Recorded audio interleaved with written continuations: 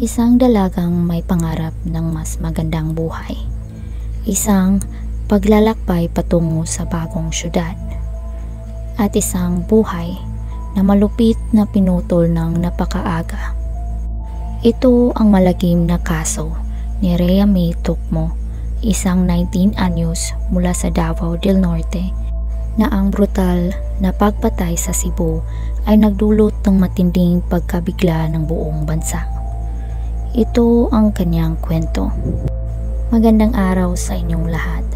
Welcome to Pinoy Crime Stories, kung saan tinatalakay ko ang mga krimen na naganap sa loob at labas ng ating bansa. Kung gusto niyo ng mga ganitong kwento, please hit the subscribe button upang kayo ay updated sa aking mga videos. Hunyo 14, 2023. Umalis si Rhea May Tocmo sa kanyang tahanan sa Panabo City, Davao del Norte, at tumating sa Cebu. Siya ay bata pa, puno ng pag-asa at sabik sa isang magandang oportunidad sa trabaho na inaalok sa kanya ng kanyang kaibigan na si Jewel Smith. Lingid sa kanyang kaalaman, ang kanyang bagong simula ay magiging isang pangungot. Nagsimula siyang magtrabaho sa isang bar at restaurant sa Mandaue City. Una siyang tumuloy sa staff house bago lumipat sa isang boarding house sa Barangay Look kasama si Jewel. Sa simula, maayos naman ang lahat. Ngunit, kalaunan, may nagbago. Ang gabi ng Hulyo 16, 2023, ang huling pagkakataon na nakita si Rhea May ng buhay. Ayon sa mga testigo, kabilang si Jewel at isang tindera sa karinderya malapit sa kanilang boarding house na nakita nilang umalis siya ng bahay.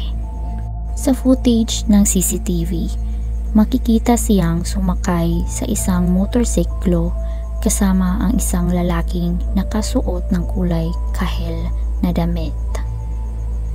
Iyon na ang huling bakas niya, hanggang sa nakapangingilabot na natuklasan kinabukasan. Ang umaga ng Hulyo 17 ay nagsimula tulad ng karaniwan sa Sitio Mohon, Barangay Tisa, Cebu City. Ngunit bandang alas 7 ng umaga, may napansing isang malaking kahon na itinapon sa gilid ng karsada. Noong una, walang pumapansin dito. Isang guwardiya ang nakakalang nahulog lang ito mula sa isang delivery truck. Pero habang lumilipas ang mga oras, unti-unting kumalat ang masangsang na amoy. Bandang alauna ng hapon, isang street sweeper ang nagtangkang ilipat ang kahon, ngunit napansin niyang napakabigat nito. Tumawag siya ng isang barangay tanod upang tingnan ito. Nang bahagyang buksan ng kahon, bumagsak mula rito ang isang walang buhay na braso. Agad silang tumawag ng pulis. Nang kanilang buksan ang kahon, tumambad ang bangkay ng isang dalagang nakagapos gamit ang aluminum cables. Wasak ang kanyang mukha. Maaaring sinunog ng kemikal ang kanyang balat, at may mga palatandaan ng matinding pagpapahirap sa kanyang katawan. Sa puntong ito, hindi pa alam kung sino siya. Kinabukasan, Hulyo 18. Kinumpirma ng pulisya ang pagkakailanlan ng biktima. Siya ay si Rhea May Tocmo, 19 anyos. Nakilala siya ng kanyang mga kaibigan at pamilya sa pamamagitan ng kwintas na palagi niyang suot at ang kanyang paboritong itim na shorts. Ngunit mas lalong sumakit ang kanilang damdamin nang malaman nilang hindi nila alam na nasa Cebu siya. Wala silang kaalam-alam na umalis siya ng Davao. Nilamon ng lungkot at galit ang kanyang pamilya. Sino ang may kagagawa nito at bakit? Hulyo 27. Nagkaroon ng malaking pagbabago sa investigasyon. Ng isang lalaki ang nagbalik sa nawawalang cellphone ni Riami sa pulisya. Pinili raw niya ito sa isang lalaki malapit sa Carbon Public Market. Sa surveillance footage, isang mahalagang ebidensya ang lumitaw. Ang nagbenta ng cellphone ay isang lalaking nakasuot ng kulay kahel. Kapareho ng damit ng lalaking huling nakitang kasama ni Riami. 2 araw matapos nito, Hulyo 29, inaresto ng pulisya si Simeon Gabotero Jr. para sa isang kasong walang kaugnayan. Ngunit nang beripikahin siya, napagtanto nilang siya rin ang lalaking nasa kulay kahel na damit.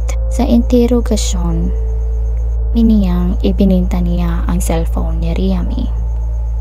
Sinabi niyang nakuha niya ito mula sa kanyang kapitbahay na si Roberto Gabison, na itinuturo niyang may kinalaman sa krimen. Agosto 4, lumabas ang forensic results. Ang DNA mula sa mga kuko ni Riami ay tumugma kay Simeon Gabotero. Ito ang naging malaking tagumpay sa investigasyon. Sa wakas, noong Agosto 10, tuluyang bumigay si Gabotero at inamin ang pagpatay kay Riami. Sinasabing isa itong crime of passion. Ngunit, iyon nga ba ang buong katotohanan o may mas malalim pang dahilan?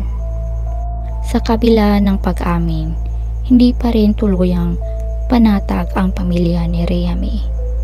Pakiramdam nila ay marami pa rin hindi nalalantad na katotohanan.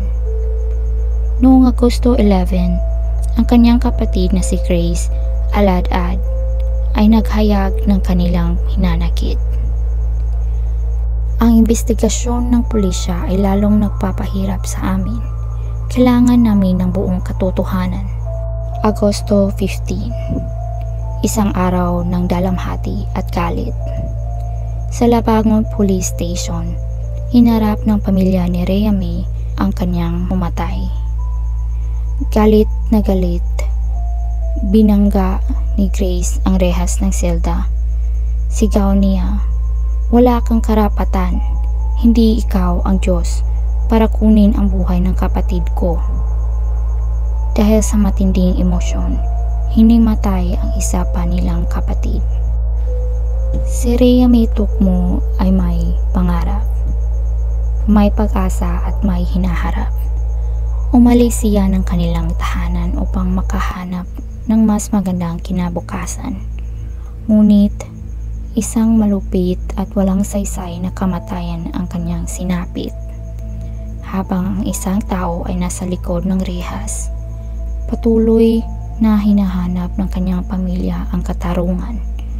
Naniniwalang may mas malalim pang kwento sa likod ng trahedyang ito. Ang trahedyang ito ay isang paalala ng panganib na maaaring sumalubong sa hindi inaasahang pagkakataon at ang kahalagahan ng pagiging mapagmatyag. Alalahanin natin si Riami hindi lang bilang isang biktima, kundi bilang isang dalagang karapat-dapat sa mas mabuting kapalaran at naway makamit ang tunay na hustisya para sa kanya.